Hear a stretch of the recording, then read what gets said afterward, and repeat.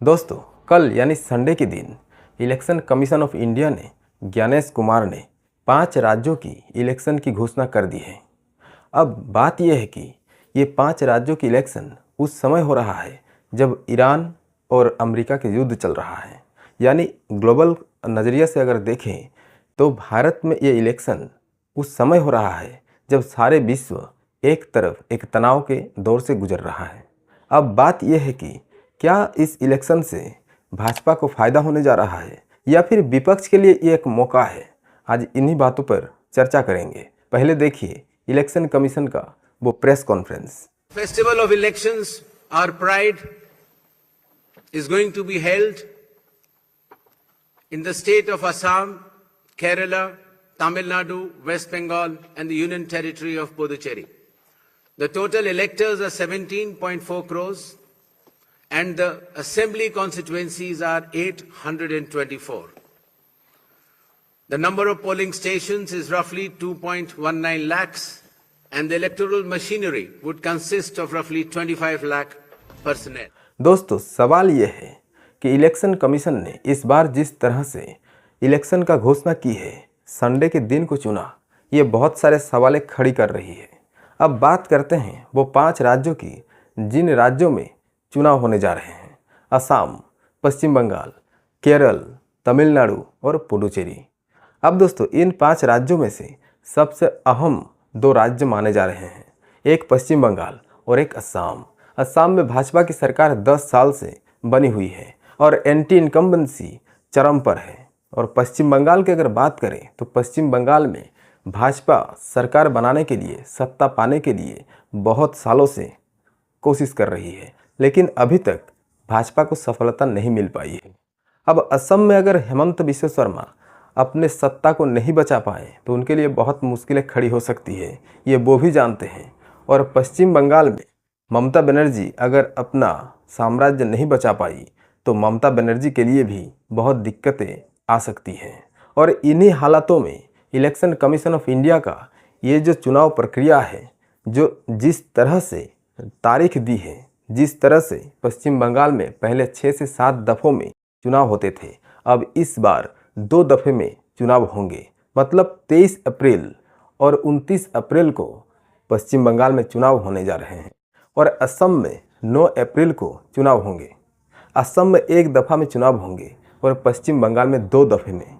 असम में एक ही तारीख पर चुनाव होंगे और पश्चिम बंगाल में 2 तारीखों पर चुनाव होंगे। और इससे फ़ायदा किसको होगा, विश्लेषण का विषय है। अब देखा जाए तो पश्चिम बंगाल वैसे भी बहुत बड़ा स्टेट है, असम भी बड़ा है, लेकिन पश्चिम बंगाल में 6 से 7 दफ़ों पर चुनाव होते थे पहले, लेकिन इस बार ऐसा क्या हो गया, यानी 2 दफ़े में, यानी 2 तारीखों में चुनाव को ख़त्म कर दिया जा रहा है। अब दोस्तों, बात यह है कि भाजपा क्या चाहती है। पश्चिम बंगाल में भाजपा किसी भी तरह सरकार बनाना चाहती है और असम में सरकार को बचाना चाहती है। ये जो 5 राज्यों की चुनाव होने जा रहे हैं, इनमें से बस यही 2 राज्य हैं जिन पर भाजपा की बहुत ज़्यादा फोकस है।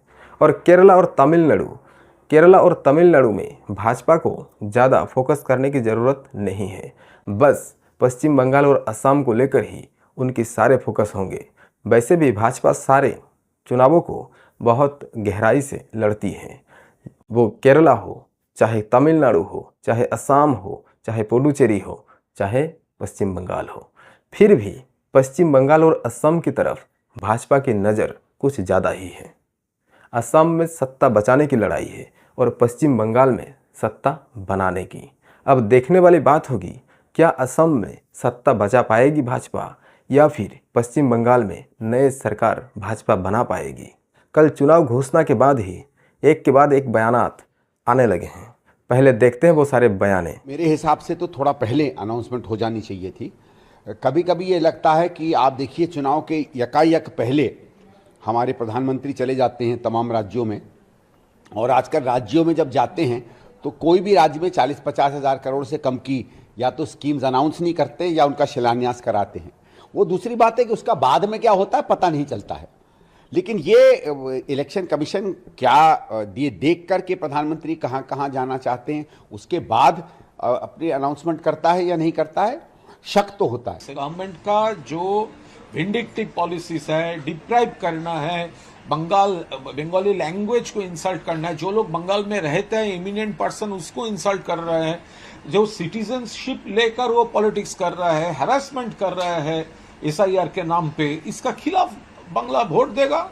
अब बात यह है कि पश्चिम बंगाल में भाजपा के लिए क्या अग्नि परीक्षा होने जा रही है या असम में अग्नि परीक्षा होने जा रही है। यूँ कहूँ तो ये जो पांचों राज्य में चुनाव होने जा रहे हैं, असल में इन पांचों राज्यों में भाजपा के लिए अग्नि परीक्षा होने जा रही है, मोदी जी के लिए अग्नि परीक्षा होने जा रही है। मैं ये बातें क्यों बता रहा हूँ, क्योंकि ये जो माहौल बना है अभी कुछ दिनों से, संसद से लेकर सड़क तक, विदेश से लेकर देश तक, इन सारे माहौल में, इन सारे परिस्थितियों ने भाजपा को बहुत कमज़ोर कर दिया है। कैसे कमज़ोर किया है वो समझिए। एक तो संसद में विपक्ष को न बोलने देना, ये भी भाजपा के लिए बहुत बड़ी एक मुसीबत खड़ी कर दी है। और एब्स्टेन फाइल में जिस तरह से भाजपा के मंत्रियों के नाम आया, ये भी भाजपा को मुसीबत में डाल रखा है। और ईरान और अमेरिका का जो युद्ध चल रहा है, इसमें भारत का सही स्टैंड न लेना और ईरान के पक्ष में कोई बयान न देना, ईरान को डायरेक्टली और इनडायरेक्टली सपोर्ट न करना, ये भी भाजपा के लिए एक बड़ी मुसीबत खड़ी कर दी है। और साथ ही अमेरिका के साथ जो ट्रेड डील हुई है, वो भी भाजपा को मुसीबत में डाल दी है। और ये सब मुद्दे तो एक तरफ, और देश के जो मुद्दे हैं, महंगाई, बेरोजगारी, और अभी तो तेल का कीमत, गैस का कीमत जिस तरह से बढ़ता जा रहा है और जिस तरह से खतरा मंडरा रहा है बढ़ने की, इससे भी भाजपा को बैकफुट में ला दिया है। और इन्हीं स्थिति में जब चुनाव होने जा रहे हैं, खासकर पश्चिम बंगाल में जहां पर सरकार बनाने की कोशिश में है बीजेपी, और असम जहां पर सरकार बचाने की लड़ाई है, इन दोनों स्टेटों में भाजपा के लिए बहुत अच्छी खबर नहीं है। अब इन स्थितियों में क्या पश्चिम बंगाल में ममता बनर्जी अपने किले को बचा पाएंगी या असम में हेमंत बिस्वा शर्मा अपने किले को बचा पाएंगे, ये बड़ा सवाल है। विपक्ष को जो मौका चाहिए था वो मौका लगता है मिल गया है। अब अगर चाहे तो अच्छे तरीके से अगर चुनाव लड़े और निष्पक्ष चुनाव अगर हो तो असम में परिवर्तन तय है। असम में हेमंत बिस्वा शर्मा का फिर से दोबारा सरकार बनाना संभव नहीं है। मैं क्यों ये बात कर रहा हूँ, क्योंकि असम की जो स्थिति है अभी, एक तो एंटी इनकम्बेंसी, दूसरी तरफ विपक्ष की गोलबंदी। असम में कांग्रेस के लिए अच्छी स्थिति हो सकती है, क्योंकि पहले भी बहुत सालों तक असम में कांग्रेस ने सरकार चलाई है और असम में कांग्रेस की एक बहुत बड़ा वोट बैंक भी है।